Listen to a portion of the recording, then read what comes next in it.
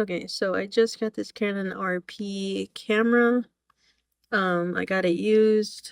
I'm just gonna go through my custom settings that I have for this, kind of talk about like the things that I do like about it.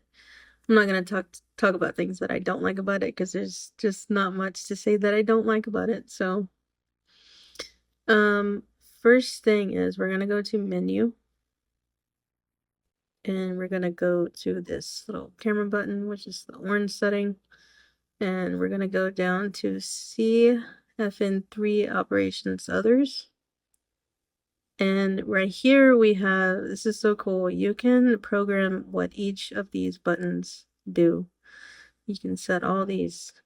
I don't think you can set the delete and the play. So when here's all the icons for it.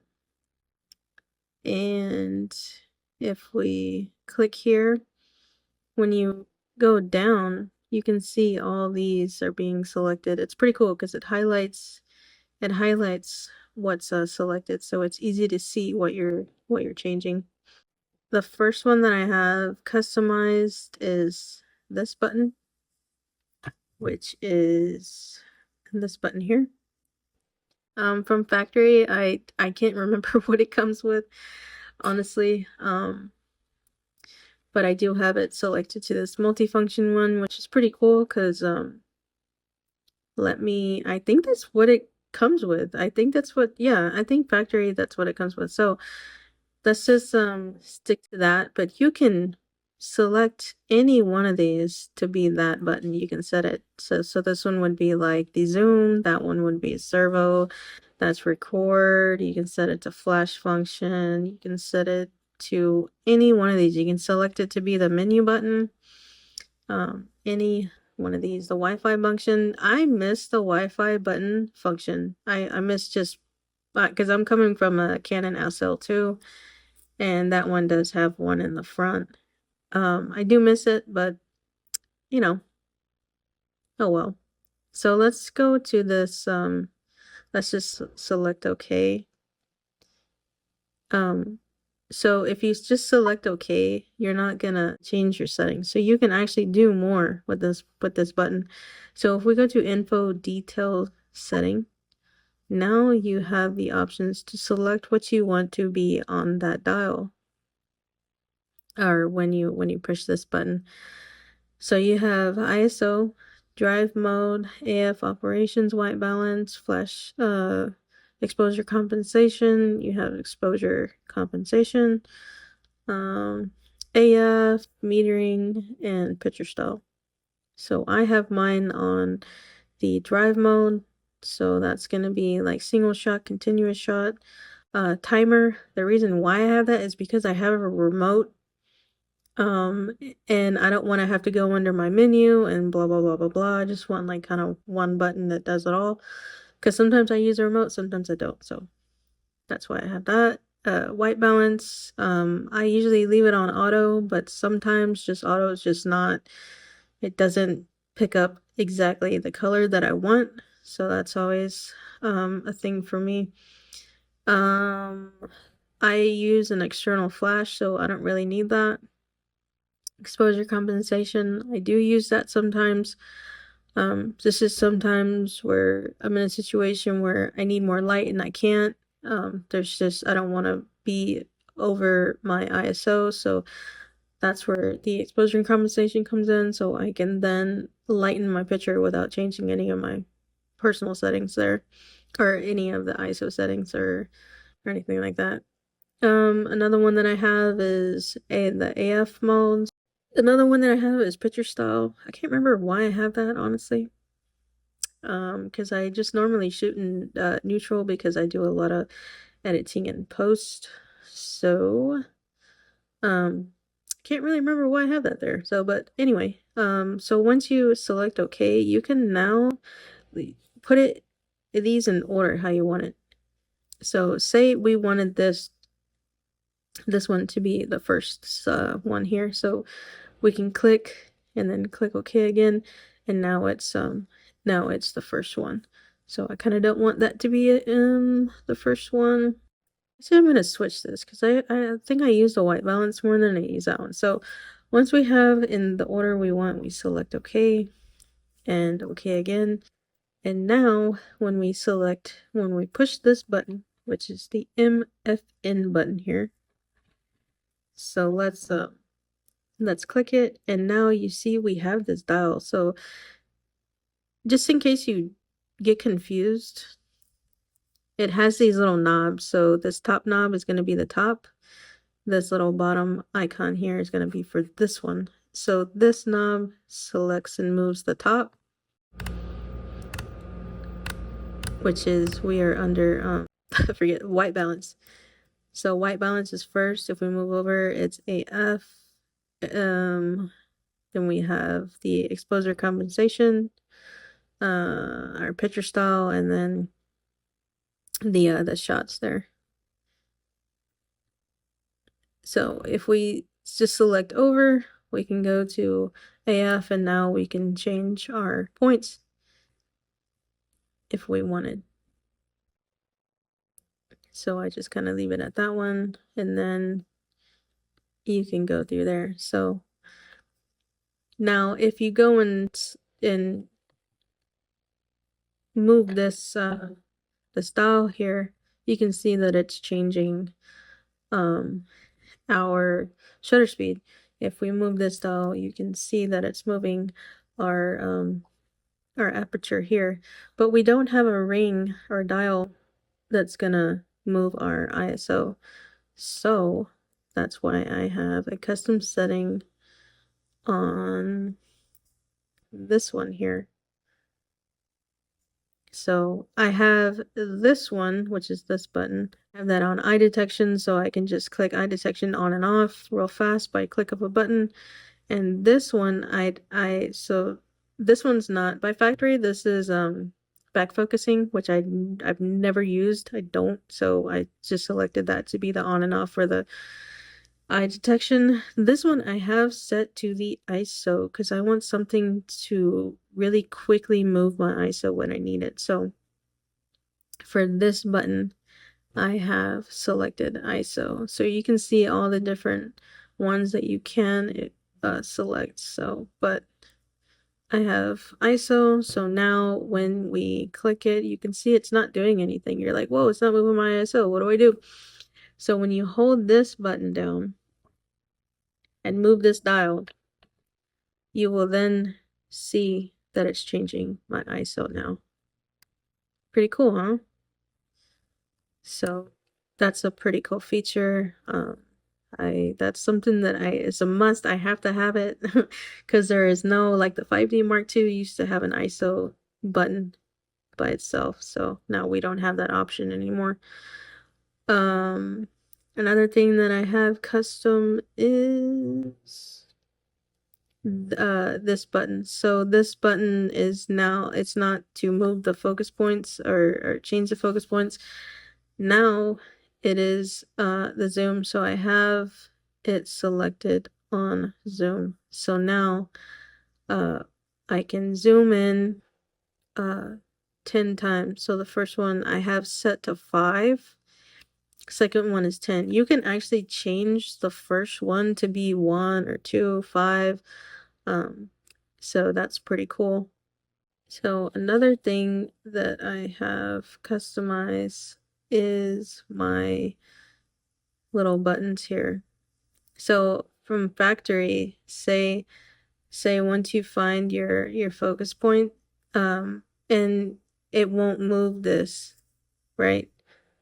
So it's all touch like when you first get it. So to activate these to move that focus point, I'm pretty old school, so I'm kind of used to those. We can now set, so this is arrow up, that's left. We have this one's right, and then we have down. So if we select, say, the up arrow, but you can set this top arrow to be any one of these selections. But if you click this direct AF point selection, so that means that you're directing the focus point, right? So if we select OK, it's now going to change every single one of those arrow points to the AF focus point. So now we can now move our selection there. One more thing that I have customized is the center button. So I don't really need this to be the quick menu setting because it's already here on my screen. So if I need it, I can just click it if I want it. So that's this button I now have set to one shot servo to servo. So now when I click it, it's in servo and now it's one shot. Shooting moving subjects, I can just click of a button, switch it, and if I'm going back to a still shot, then I'll go back to one shot servo or one shot. So that's pretty cool by a click of a button. So that's something that I have to have. I don't know, I feel like it's a must. And that's pretty much I have, that's all the customized ones I have. Now, if we move to go to the blue, which is the little, looks like a little play icon. On 4, we're now on playback information display. So now when we click play and we're looking at our pictures, we can then select what we want to see on that display. I just really don't see the need in any of this stuff for me. I just want to see the info and just pretty much the actual picture. So I have just those two, the histogram and that. So now if we push play and we push info, those are the two settings that I had. So just a plain shot with nothing on there. So just plain old thing. We have this where we see a couple of settings on there. And then if we push it again, we have the histogram and all that stuff there. So usually when I'm shooting, it's just set to this. So whatever you leave it on, say you leave it on this, right? And say we go in and we snap a shot. Now when it goes to playback there, it's gonna automatically go to there. Now say if we set the playback to an open, just plain screen, where did that snap a shot? And now we have a plain screen now. And then when we go to playback, it's a plain screen. So whatever you have this set to, it's gonna stay that way, which I think is pretty cool. We'll go under the wrench, under 4, we have shooting info display. And we'll select the first one, which is screen info settings. So now this is what you're going to see when you're in live view mode. This is going to be your screen display. So you can select and deselect what you want to see. Every time you push info, it's going to go to the next one. Push info, it's going to go to 3. Push info, it's going to go to the 4. Push info, it's going to go to 5, and so on. So I have on mine where this is just all I see. I don't have that selected because that's just too much for me. It's too much. I have ADHD, so like that's just overwhelming to me. This, if I really need that meter mode or that wow, if I really need that levering, that level, if I need this leveler, I guess that, I don't know, how do you call it? Level meter? There you go.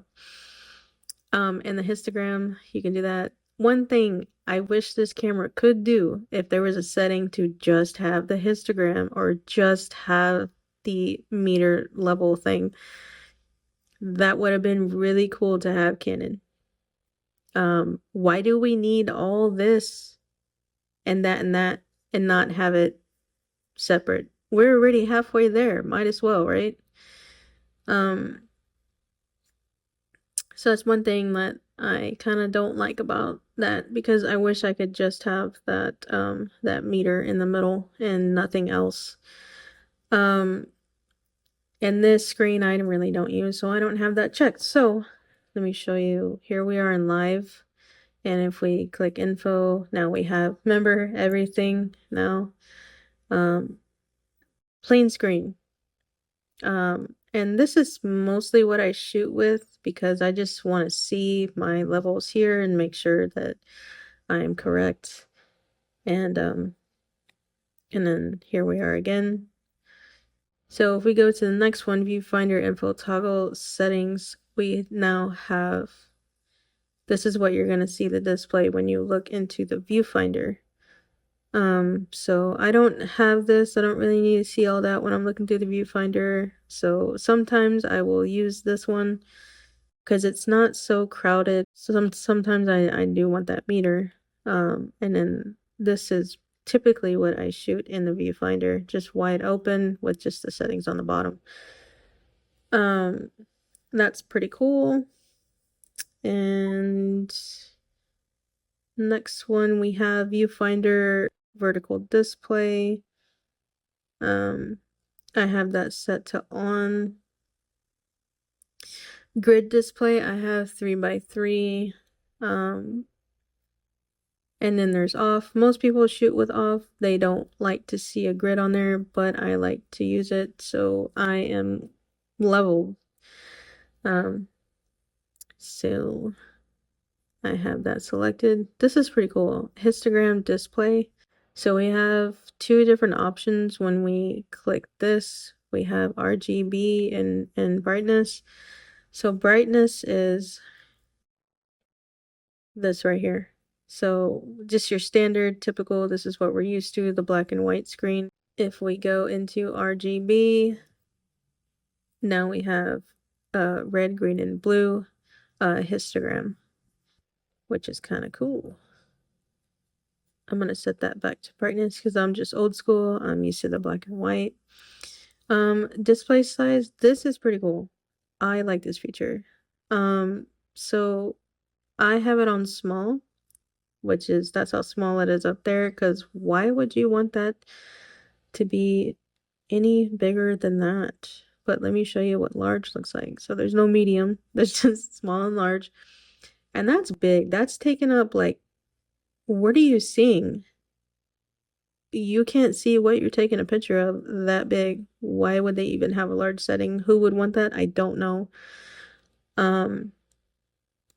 But there's no option for me to just have the histogram. It's the histogram and this meter. So that's what I was talking about that I don't like. So let's go ahead and switch that back to small. Big difference.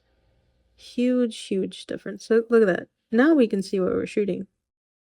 Next one is viewfinder performance. So we have two options. We have power saving and we have smooth. If you're in power saving mode, when you're looking through the viewfinder, it's gonna be glitchy.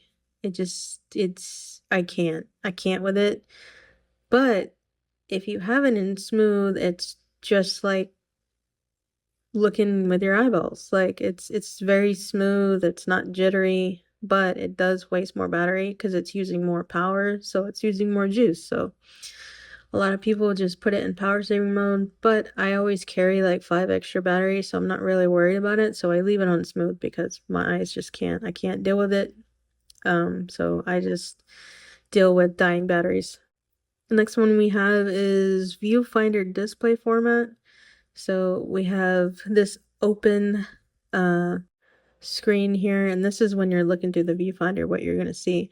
And then we have display 2, which I don't know why you would want it cropped. Maybe I don't know, you don't have good peripheral maybe.